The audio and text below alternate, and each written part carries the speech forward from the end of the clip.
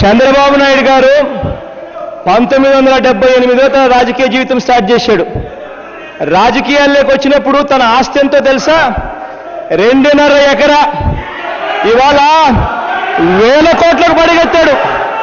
Heritage సంస్థ మన రాష్ట్రంలోనే కాదు, పక్క రాష్ట్రాల్లో కూడా ఉంది. ఇదొక్కటే కాదు, మీ మామ ఎన్టీ రామారావు గారు మీ గురించి తన బుక్లో రాసిన మాట ఏందో తెలుసా?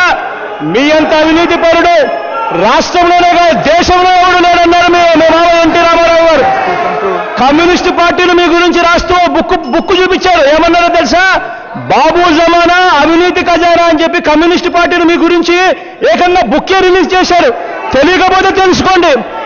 ఇదొక్కటే కాదు, బీజేపీ పార్టీ కూడా మీ గురించి, మీ అవినీతి గురించి బుక్ రిలీజ్ చేసింది. తెలియకపోతే ఆ బీజేపీకి సంబంధించిన వాళ్ళని కూడా అడగండి. ఆ బుక్ కూడా వాళ్ళు ఎప్పుడు రిలీజ్ చేశారో కూడా చెప్తారు. అవినీతి గురించి మీరు మాట్లాడతారు. జీవో 22 ఒకటి వస్తా ఉంది డిస్కషన్లోకి. ఆ రోజు చూపిస్తాం అవినీతి గురించి, మీ అవినీతి కరప్షన్ గురించి. పట్టిసీమకు 22% ఎక్సెస్గా మీరు ఇచ్చినారు.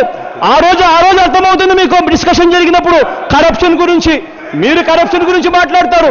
ప్రైవేట్ జట్లలో మీరు ఎక్కడికి పోయినా తిరుగుతారు. ప్రైవేట్ జట్లు 16 కోట్ల రూపాయలు ఖర్చు పెట్టి ప్రైవేట్ జట్లలో మీరు తిరుగుతూ ఉన్నారు. కరప్షన్ కింద కనిపించడం లేదు ఇవన్నీ మీకు. మీరు కరప్షన్ గురించి మాట్లాడతారు. చంద్రన్న కానుకంటారు, చంద్రన్న కానుకంటారు. హెరిటేజ్ కు నెయ్యి వాళ్ళని నెయ్యి ఇచ్చి నెయ్యి ఉత్పత్తి చేసే నెయ్యి కోసం అని చెప్పి హెరిటేజ్ దగ్గర నుంచి కొంటారు.